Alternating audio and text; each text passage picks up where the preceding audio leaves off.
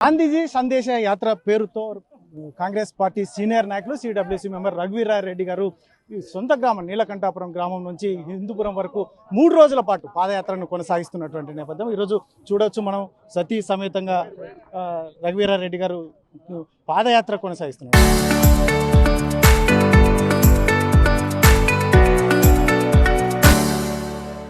ప్రధాన ఉద్దేశం ఏంటి, అసలు ఎందుకు పాదయాత్ర చేయాల్సిన అవసరం వచ్చింది, ప్రస్తుత రాజకీయ పరిస్థితుల గురించి మాజీ మంత్రి CWC member Congress party senior నాయకులు రఘువీరారెడ్డి గారు మనతో ఉన్నారు. ఏం చెప్తారు ఆయన మాటల్లో వినే ప్రయత్నం చేద్దాం. సార్, ఈ గాంధీజీ సందేశ యాత్ర ప్రధాన ఉద్దేశం ఏంటి? తరాలు మారినప్పుడల్లా ఓ కుటుంబంలో తాత తండ్రికి, తండ్రి పిల్లలకు, ఆ పిల్లలు మనవలకు వాళ్ళ బాధ్యతలను, ఆ కుటుంబ గౌరవాన్ని ఏ విధంగా చెప్పే ప్రయత్నం చేస్తారో అలానే మన జాతిపిత మహాత్మా గాంధీ మనకు స్వాతంత్రం రాకముందు కానీ లేదా స్వాతంత్రం రావడానికి కానీ ఆనాడు ఉన్నటువంటి 40 కోట్ల మంది ప్రజలను భిన్నత్వంలో ఏకత్వం అని అందరినీ కలిపేటువంటి ప్రయత్నం ఏదైతే చేసినారో అతని మూల సిద్ధాంతాలు అహింస, అస్పృశ్యత నివారణ, సత్యం అనేటువంటి బ్రహ్మాయుధాలు ఉన్నాయో వాటిని ఇప్పుడు 5వ తరం మహాత్మా గాంధీ తర్వాత 5వ తరం ఇది. అంటే ఈరోజు స్కూళ్ళకి వెళ్తున్నారు, కాలేజీలకు వెళ్తూ ఉన్నారు. వాళ్ళందరికీ తీసుకెళ్లాల్సినటువంటి బాధ్యత ప్రతి ఒక్కరి మీద ఉంది. ఒక చిన్న ప్రయత్నం రాజకీయాలకు అతీతంగా ఈ సందేశాన్ని ఆ యువతకు తీసుకెళ్లేటువంటి ప్రయత్నంలో ఈరోజు మేము చేస్తున్నటువంటి ఈ పాదయాత్ర సందేశ యాత్ర. సార్, ముఖ్యంగా గ్రామీణ జాతీయ ఉపాధి హామీ పథకం ఏదైతే మహాత్మా గాంధీ పేరుతో ఆ రోజు ప్రారంభించిన పరిస్థితులు ఏంటి, ఈరోజు జరుగుతున్న సిచ్యువేషన్స్ ఏంటి, ఏం చెప్తారు మీరు ఒక సీనియర్ నాయకులు?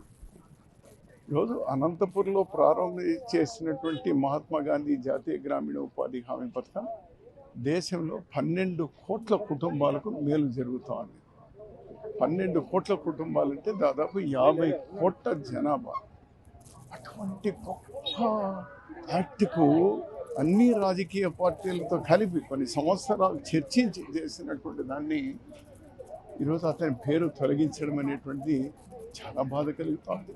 ప్రత్యేకించి కష్టపడి పనిచేసి వాళ్ళు ఏదో ఫ్రీగా తీసుకోవడం లేదు, వాళ్ళు తీసుకునేటువంటి భిక్ష కాదు, అది ప్రభుత్వం ఇచ్చే భిక్ష కాదు. వాళ్ళ కష్టపడితే వాళ్ళకు డబ్బులు వస్తాయి, వాళ్ళు జీవనం చేసుకుంటారు.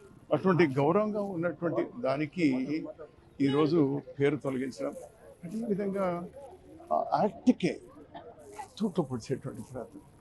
మొత్తం కేంద్ర ప్రభుత్వమే ఆర్థిక భారం మోస్తూ ఈ 20 సంవత్సరాలు జరిగితే ఇప్పుడు సగం భారం రాష్ట్ర ప్రభుత్వాల మీద వేయడం అంటే అది జరిగేదైనా పొమ్మనగా పొగ పెట్టడమే కాదా, అది కూడా బాధ కలిగించేటువంటి అంశం.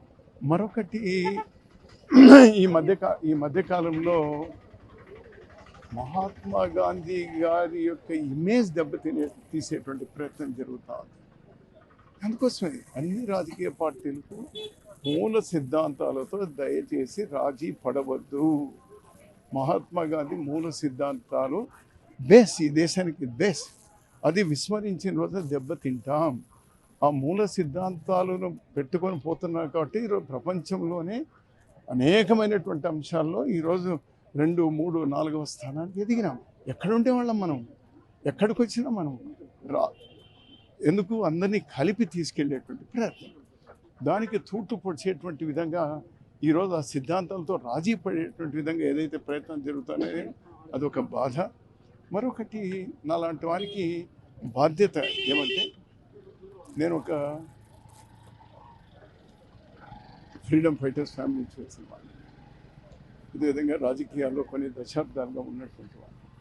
అలాంటి వానికి ప్రత్యేకంగా బాధ్యత. నేనేమి పోయిన ఎలక్షన్లో పోటీ చేయలేదు, భవిష్యత్తులో కూడా చేయబోను. రాజకీయంగా కాదు చేస్తుంది, బాధ్యతగా చేస్తున్నటువంటి ప్రయత్నం. ఈ ప్రయత్నం మీరు పార్టీలు మీ సిద్ధాంతాలు మీరు మార్చుకోవద్దండి, కానీ గాంధీ మూల సిద్ధాంతాన్ని మాత్రం దయచేసి పక్కన పెట్టవద్దు. అందరి బాధ్యత అని నేను రిక్వెస్ట్ చేస్తాను. సార్, సామాన్యుడి పరిస్థితి అప్పటికిప్పటికి ఏమైనా మెరుగైందా? ముఖ్యంగా ఈ ఉపాధి హామీ పథకంలో కొర్రీలు వేయడం, ముఖ్యంగా కేంద్ర ప్రభుత్వం ఈరోజు సడలింపులు, అనేక ఆంక్షలు, ఇటువంటివన్నీ వాటిని చూస్తే ఏమనిపిస్తుంది? సామాన్యుడు ఎదగడానికో, లాంటి వాడు బతకడానికో వలసలు ఇవన్నీ కూడా మరిగి తిరిగి పునరావృతం అయ్యే అవకాశం ఉంటుందంట. ఈరోజు మేము మహాత్మా గాంధీ జాతీయ గ్రామీణ ఉపాధి హామీ పథకాన్ని తెచ్చింది గాంధీ గారి మూల సిద్ధాంతాన్ని బేస్ చేసుకొని, దానికి తూట్లు పడుతున్నారు అనేది మాకు బాధ. అది సరైనది కాదు. అది పేదవాడికి నష్టం కలుగుతుంది, పేదవాడికే కాదు ప్రతి ఒక్కరికి ఇబ్బంది కలుగుతుంది. దాన్ని పునరుద్ధరించాలి అనేటువంటి కూడా అందరి యొక్క రిక్వెస్ట్. సార్, మీ ఫ్యామిలీ నుంచి గతంలో దాదాపు పార్టీస్లో అలా కూడా ఇక్కడ నుంచి నీలకంఠాపురం నుంచి హిందూపురం కూడా పాదయాత్రగా వెళ్ళిన మీ ఫాదర్ కావచ్చు, అంటే మీ పెదనాన్న వాళ్ళు కావచ్చు, ఆ ఆనవాయితీని ఈరోజు కొనసాగిస్తున్నారు. అప్పట్లో ఏం జరిగింది, ఏం చెప్తారు అసలు?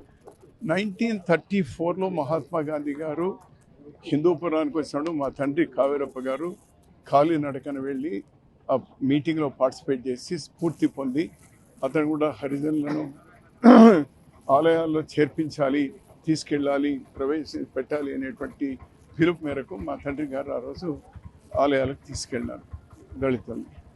అదేవిధంగా మా పెదనాన్న శ్రీరామరెడ్డి గారు ఆ రోజు ఫ్రీడమ్ ఫైట్లో ఉన్నప్పుడు బ్రిటిష్ పోలీసులు మా నీలకంఠాపురానికి వచ్చి అతను అరెస్ట్ చేయడానికి వస్తే ఆ రోజు మా తాత రంగేగౌడ్ గారు గ్రామస్తులందరూ కూడా కలిపి, మీరు రావాల్సిన అవసరం లేదు, మేమే మీ దగ్గరకు వస్తాం, మీ జైలుకి వస్తామని ఇక్కడ నుంచి హిందూపూర్ వరకు నడిచిపోయి అక్కడనే అరెస్ట్ అయ్యి మళ్ళీ వేలూరు జైలుకి పంపినటువంటి నేపథ్యం.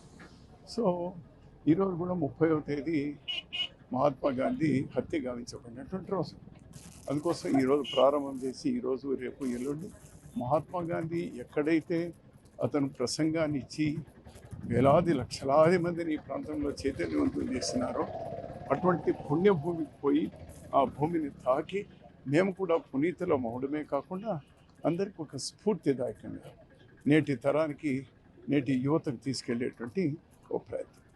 సార్, జిల్లాలో ఒక ఏదైతే ఉందో బండ్లపల్లి గ్రామంలో కూడా మరొకసారి కార్యక్రమం నిర్వహించబోతున్నారు. దానికి రాహుల్ గాంధీ కూడా వస్తున్నారు అని చెప్తున్నారు. దీని మీద ఏం చెప్తారు? అది దీంతో కలిపేదవుతో తప్పకుండా జరుగుతుంది. తప్పకుండా బండ్లపల్లి మేమందరూ కలిసి వెళ్ళేటువంటి ప్రయత్నం జరుగుతుంది. ఇది ఇప్పుడు చేస్తున్నటువంటి రాజకీయాలకు అతీతంగా ఏ ఎజెండా లేకుండా కేవలం గాంధీ జెండా, జాతీయ జెండాతో వెళ్తా ఉన్నాం. ఇది ఒక పవిత్రమైనటువంటి ప్రయత్నం. ఇది కాంగ్రెస్ పార్టీ సీనియర్ నాయకులు సిడబ్ల్యూసీ మెంబర్ రఘువీరారెడ్డి చెప్తున్నది. గాంధీజీ సందేశ యాత్ర అనేది ఇప్పుడు జరుగుతున్నటువంటి పరిణామం, రాజకీయ పరిణామాలు. ముఖ్యంగా ఏదైతే ఉందో గాంధీజీ మూలాలను పూర్తిగా చెరిపివేసే ప్రయత్నం. అప్పట్లో ఇక్కడ ఏదైతే ఉందో మహాత్మా గాంధీ జాతీయ ఉపాధి హామీ పథకాన్ని ప్రారంభించడం ఉద్దేశమే వేరు. కాకపోతే ఈరోజు తూట్లు పొడుస్తున్నటువంటి పరిస్థితులు. అందుకు సందేశం ఒకటి, మహాత్మా గాంధీ పేరు మీద సందేశ యాత్రను కొనసాగిస్తున్నాను. ఇది ఎటువంటి రాజకీయాలకు సంబంధం లేదు. కాకపోతే మాత్రం ఇప్పుడున్న సిచ్యువేషన్స్తో మాత్రం చాలామంది రాజకీయ నాయకులు కానీ ఇలాంటి గత పాలకులు కానీ ఇమ్మలేకపోతున్నటువంటి పరిస్థితి. కాబట్టి నేనైతే ఒక సందేశం, ఇప్పుడు ఉన్నటువంటి సిచ్యువేషన్లో ఒక సందేశ యాత్రగానే దీన్ని చూడాలి, ఇది రాజకీయ యాత్ర కాదు అని చెప్పి రఘువీరారెడ్డి చెప్తున్నటువంటి పరిస్థితి. కెమెరా పర్సన్ సుధాకర్తో చల్లక నాయుడు, నీలకంఠాపురం గ్రామం నుంచి Sri Sathya Sai. Local to global news at your fingertips. మీ చేతిలో ఒక ఆయుధం. Download Raa TV app. Media legend Ravi Prakash is back.